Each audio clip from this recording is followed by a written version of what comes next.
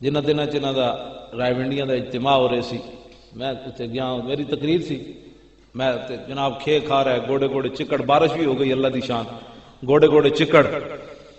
تو جناب کوئی ہوٹل تے نسی جاوے، کوئی کنج ہوئے، کوئی رستے چ بیٹھے، داسا مسلمانہ جی او اتنے بسترے چک کے دھکے کھا کے بھی اپنے مذہب کے مطابق جو ان کا ہے وہ اس کے لیے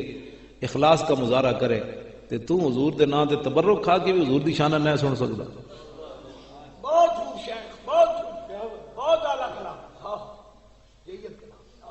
قسم بخدا میں بہت غصہ آندا اہل سنت ہے، کہ کھا پی کے بھی ڈگار مار کے بھی تسی حضور دا ذکر نہیں سن سکتے، اور 3 دیہڑے اتنے مٹیاں رولدے رہے، واپس جاندے بھی میں انہوں نے ویکھیا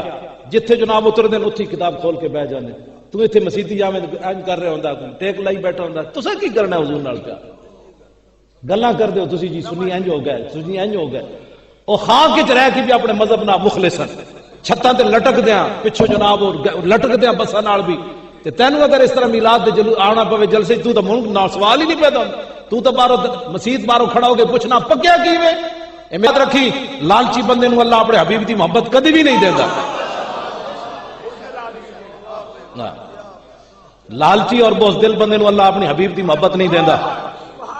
وہ تو 1.5 میل بھی حضور نال نہ چلے جڑے منافق سن، عبداللہ ابن ابی 1.5 میل تو واپس چلا گیا مقام شوت، تو 3 میل ہے مدینہ منورہ تو مقام احد،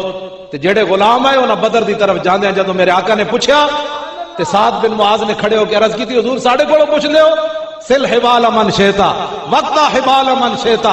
سالم من شیتا عادے من شیتا خذ من اموالنا ما شیتا وآتنا ما شیتا۔ غلام ہے نہیں